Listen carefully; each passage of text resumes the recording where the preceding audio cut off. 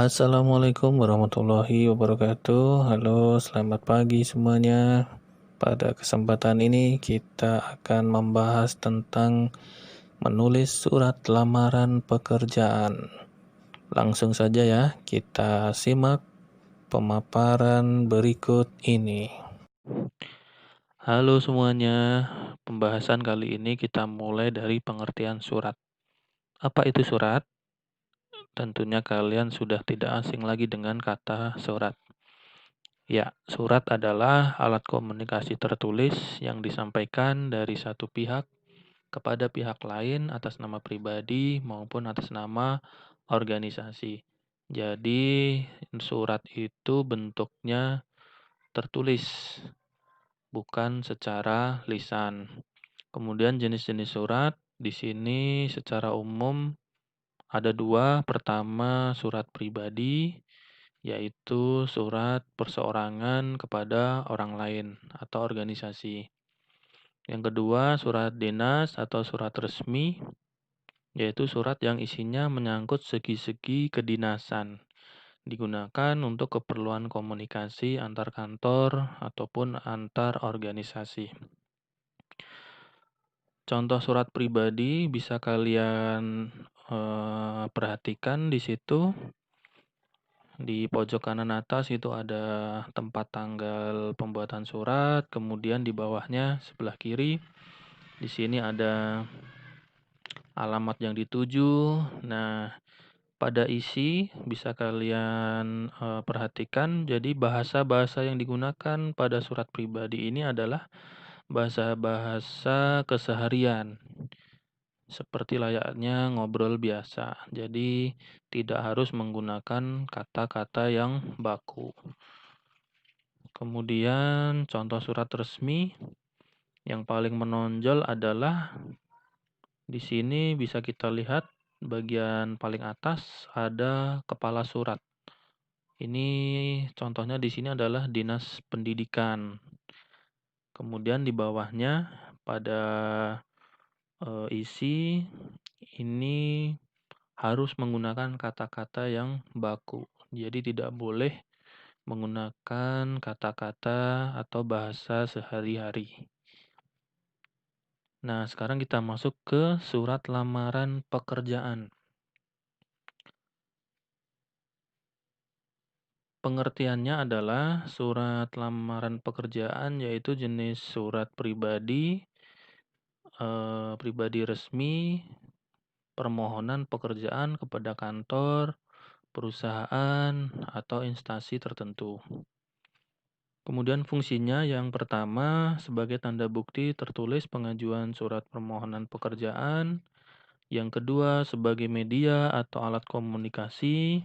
Yang ketiga sebagai bahan pertimbangan penerimaan pekerjaan. Kita lanjut ke bagian-bagian surat lamaran pekerjaan. Yang pertama yaitu titi mangsa atau tempat tanggal surat. Bisa kalian lihat di pojok kanan atas ada tanda panah nomor 1 yaitu Bekasi 15 Juli 2020. Ini merupakan titi mangsa atau tempat tanggal pembuatan surat. Kemudian nomor 2 yaitu lamaran pekerjaan. Ini menyangkut hal atau perihal surat tersebut. Yang ketiga yaitu alamat yang dituju. Biasanya kalau melamar pekerjaan itu suratnya ditujukan kepada manajer personalia atau HRD. Disertakan juga di sini adalah alamat perusahaannya.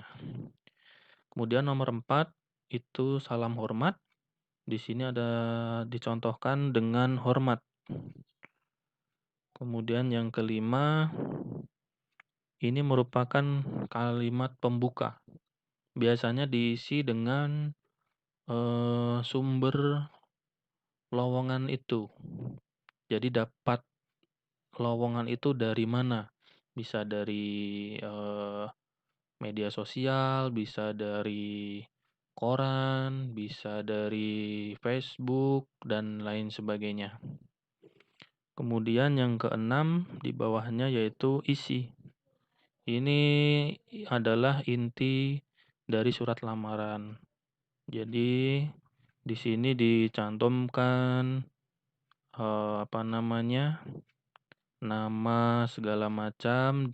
Berikut juga yang dilampirkan apa saja dicantumkan di sini, mulai dari daftar riwayat hidup, ijazah, transkrip nilai, foto, KTP, kartu kuning, SKCK maupun sertifikat-sertifikat. Kemudian nomor 7 yaitu penutup. Di situ dicontohkan, demikian surat lamaran pekerjaan ini saya sampaikan. Atas perhatian Bapak Ibu, saya mengucapkan terima kasih. Itu merupakan penutup. Nomor 8 yaitu salam penutup. Contohnya di situ adalah hormat saya. Di sini sebagai salam penutup. Kemudian nomor 9 tanda tangan. Jadi tanda tangan pelamar kerja di sini. Yang terakhir adalah nama jelas pembuat surat.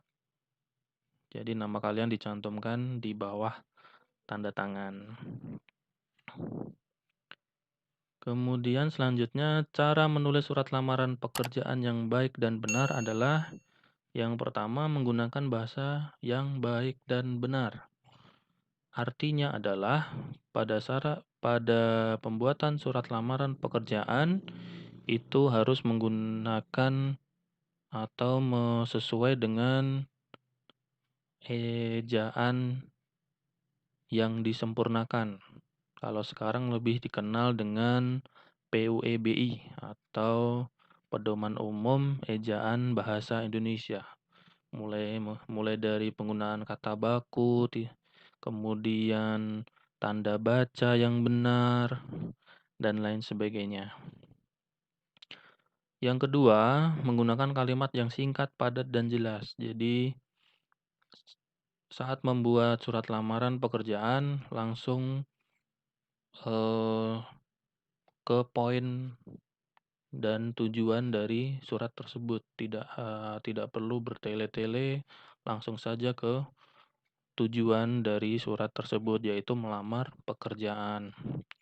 Yang ketiga, ini